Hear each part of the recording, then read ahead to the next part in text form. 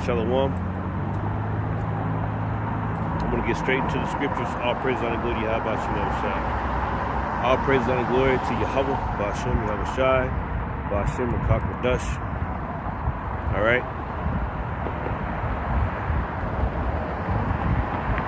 So, hey, shalom to the hopeful elect. Let's get straight to it. It's John 13. And verse 1, it says, Now before the feast of the Passover, when Yahushua knew that his hour was come, that he should depart out of this world unto the Father, having loved his own which were in the world, he loved them unto the end. Right, talking about his elect. And supper being ended, the devil having now put into the heart of Judas Iscariot,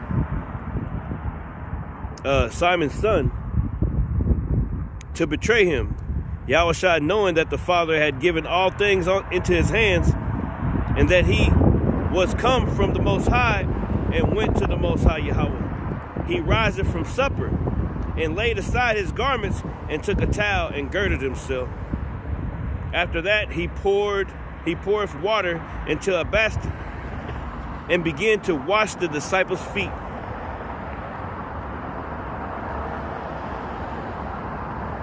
and to wipe them with the towel wherewith he was girded.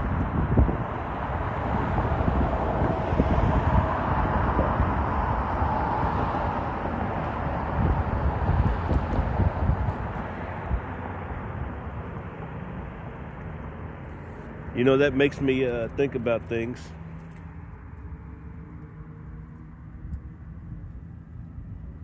You know,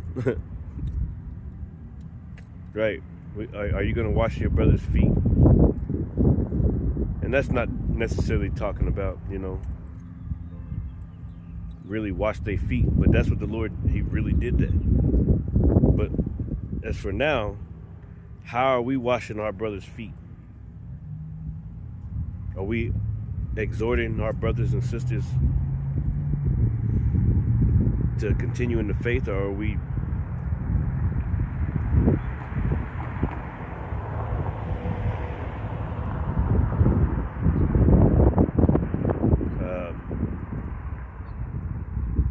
this is a perfect example of humility, of love. Like the Lord loved his disciples, man. He loved his people. He did so many great things to them. So many things, man. And it can go on and on. We can keep on talking about the Lord, Yahweh Shem Shai. All right, sending his son, Yahweh Shai, into the world, doing all types of great miracles in the earth, man. They said you wouldn't even be able to count them.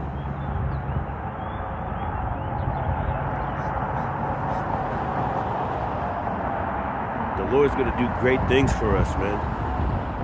You know, we really ain't got nothing to worry about too much, man. We got to worry about ourselves, because ourselves are our own worst enemy. Ourselves are our own worst enemy, and we really are mean to ourselves sometimes. We're mean to people. We doing too much. Sometimes you drinking too much. Those spirits be on you, man. It could be drinking, it could be whatever it is. Like, whatever it is, the Lord gonna purge it out of you before you go into those chariots, man.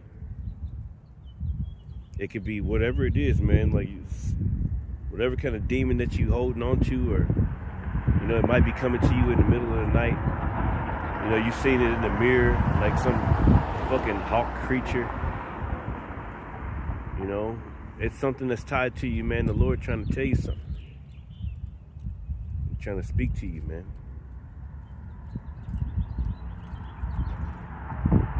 He wants you to get rid of it, man. You know? Something that's taking over you.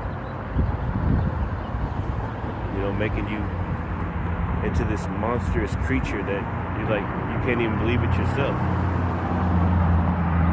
And but the Lord is trying to show you it. But you know, some of you try to push it away and like act like it's not happening, but it is happening. It's happening. Yeah, that's happening with a lot of men in Israel. They're doing too much. But we really need to rejoice. We need not to be angry. No need to be mad. We need to rejoice and be thankful for the Lord Yahweh Ba'ashem Yahushua, what he's done for us, man. That's the attitude we need to be having. That's what we need to be doing. Rejoicing in Yahweh Ba'ashem Yahushua, man. You see? What else is there here? Ain't nothing for you out there, man. Ain't nothing for us. Ain't nobody for us. We by ourselves in this thing, man.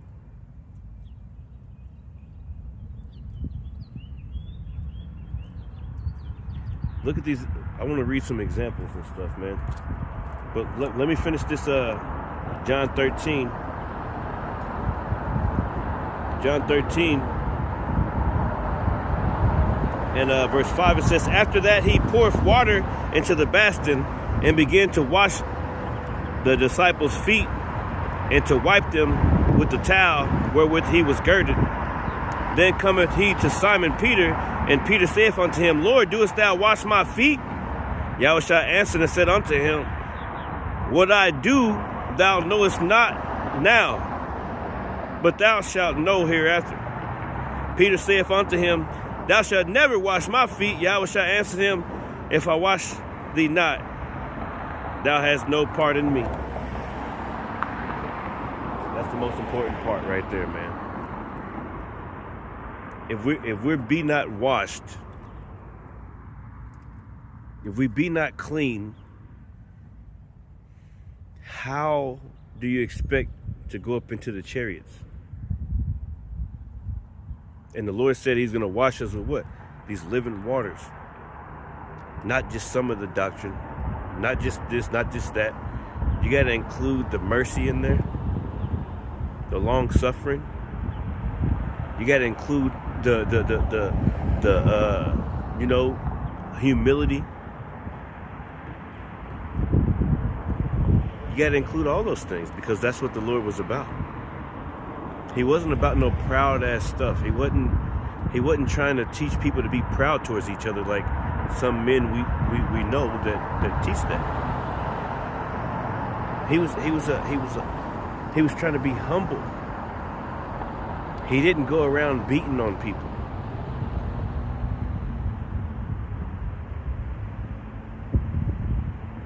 He told you to love your neighbor, meaning your brother. He didn't say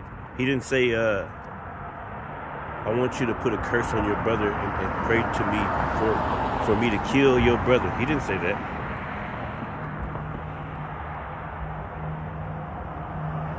He didn't say have a horrible spirit on you. He said rejoice, man. Rejoice and look up, man. For your salvation is nigh. That's what the disciples, they was always talking about it, man. Who gonna be the greatest in the kingdom? Who gonna be? They just looking forward to the kingdom. We can't be in the mind state of looking at each other and comparing ourselves amongst each other. That's not wise. No, we got to be focused on the kingdom. Focus on the kingdom, bro. You know? Hey, we about to get out of here.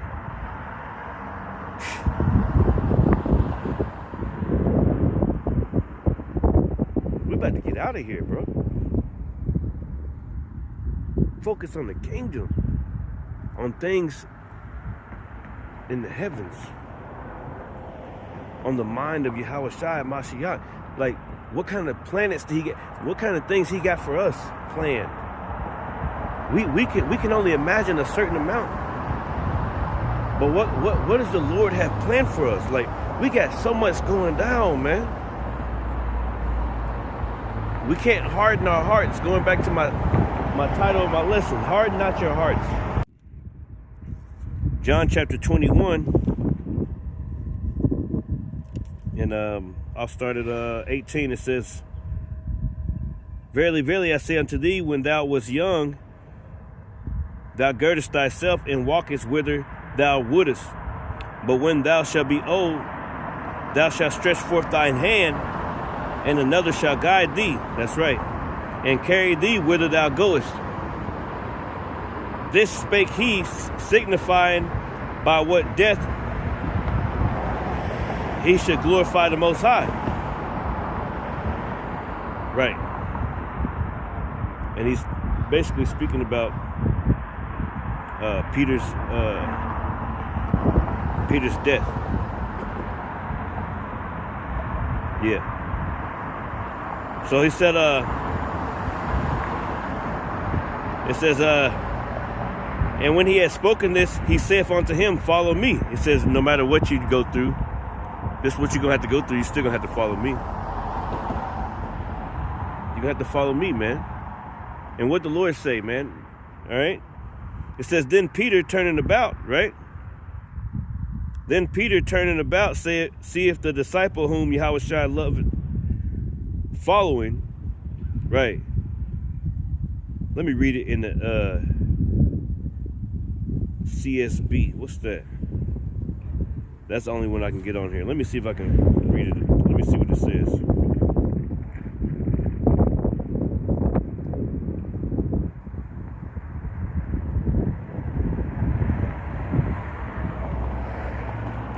No, that shit weird. Hell no, I ain't reading that shit. Let's see if I can get a different one. Get me fucked up.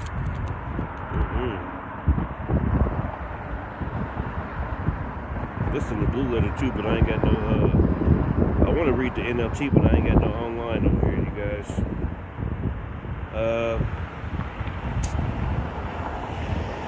CSB, I can read that one.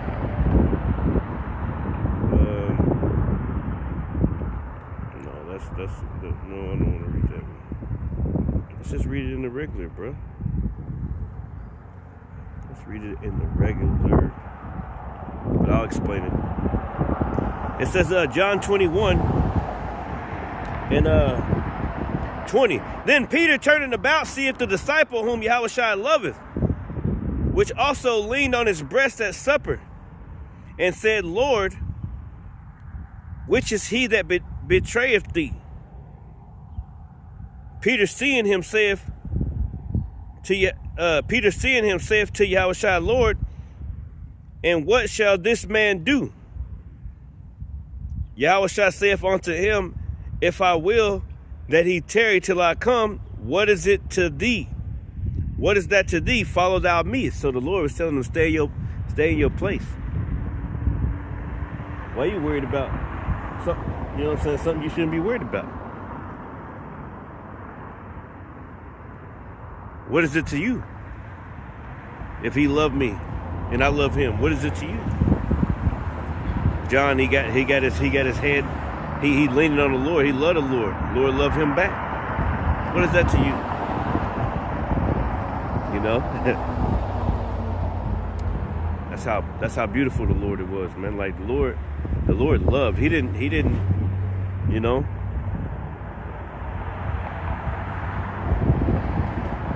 He said, what is it to you, Peter?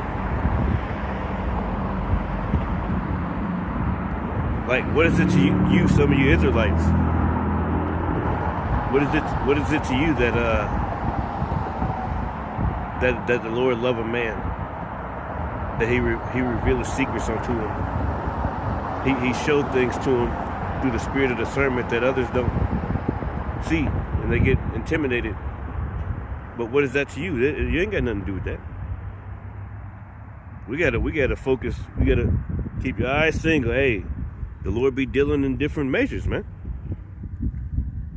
We can't force the course of the river. Always looking into this and this and this and this, instead of just doing what the Lord told us to and love our neighbor and just to be cool and be kindly affectionate one to another. You know? Because in the end, we're all going to be straight. But right now, like, what is it to you? that the Lord loved them? Why are you mad? You know, we got to take these things into consideration. Are we being like hypocrites? Are we being like men of the Lord? The reason why these things be having to come out, because it's the truth. All right? It's the truth. It says, let's go to the next one, really. Let's go to the next one. All right? He said, what is it to you? So harden not your hearts. Because basically Peter was hardening his heart in that time. Hello, how y'all doing? All good. It says, let me see.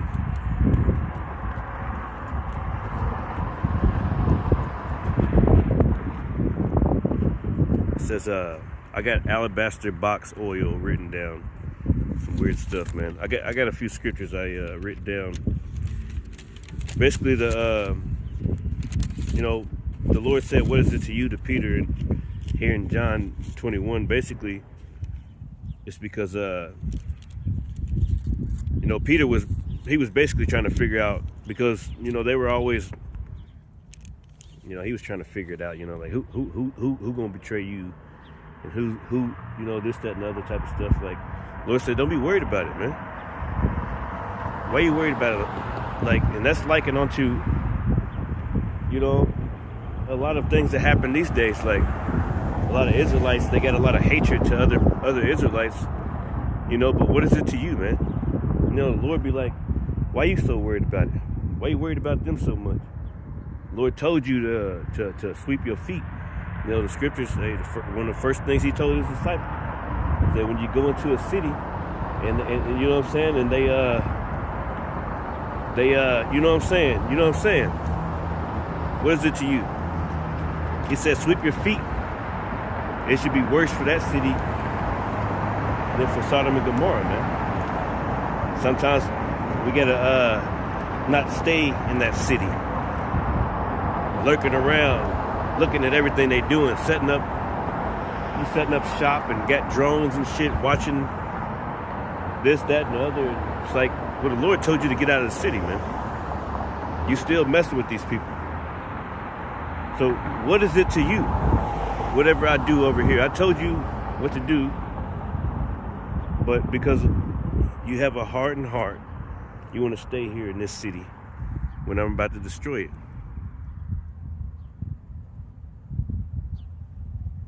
What is it to you, right? Don't stick around. So in the alabaster box, right? And I'm just talking about harden not your hearts, because in the end, brothers and sisters, man, we're gonna be straight. Like, we need to just focus on the Lord, man. Focus on Yahweh Shai and what He doing for us. How we gonna please Him in the end. Don't be focused on everything else. Focus on Yahweh Shai.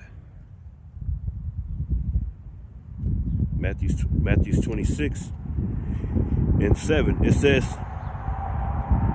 I started 6. Now, when Yahushua was in Bethany in the house of Simon the leper, then came unto him a woman having the alabaster box, a very precious ointment, and poured it on his head as he sat at meat. Right.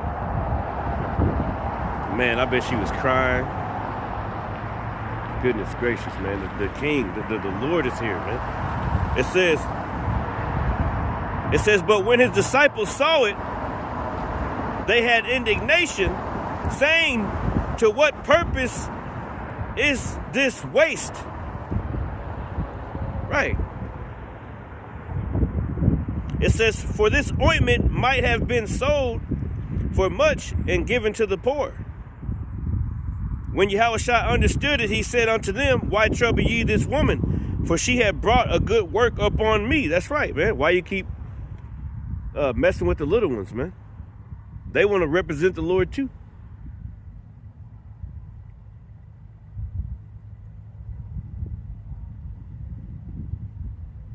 The Lord called them too. He might not have chosen them yet, but they got the fire in them. They don't need somebody to be constantly They want to represent the Lord too, man. They motivated by these words, man. Of Yahweh Ba'Shem Yahweh Shai. They motivated by this doctrine. They motivated by the things Yahweh Shai said, man. Not by what man said, but by Yahweh Shai himself. Peter, all right, so Paul, what was it? Yeah, Paul. Apostle Paul. He even went against Peter before. Why? Because hey, he had hardened his heart. Peter was being hard-hearted. So the Lord is trying to teach us a doctrine here that includes being merciful towards your brother. So going back, Matthew 26, and we're in verse 10. It says, when Yahushua understood it, I'll read it in the CSB. It says, aware of this, Yahushua said of them, why are you bothering this woman? She has done a noble thing for me. You always have the poor with you, but you do not always have me. By pouring this perfume on my body, she has prepared me for burial, man. Truly, I tell you, wherever this gospel is proclaimed in the world, what she has done will also be told in memory of her. And just like right now, I'm speaking it right now. So what is it to you that this woman wants to anoint my body for burial? What is it to you that, you know, liken unto these prophets, these men that want to praise the Lord? What is it to you? Why can't they praise the Lord? Why can't they be happy praying the Lord? Why they got to be mad and angry praising the Lord? Why you want to put a witchcraft spell on them and act like they got to be angry all the time? What is it to you? Why are you so worried about it? Why are you so bothered by what other men do and what other men are doing? Why you keep worrying about everybody else? Why can't you worry about yourself? What is it to you that the Lord is dealing with men and women? What is that to some of us? We got to be happy for brothers and sisters, man. You know, the Lord be moving. This ain't no, you know, like I hate my brother. I want him to die. No, what is it to you, man?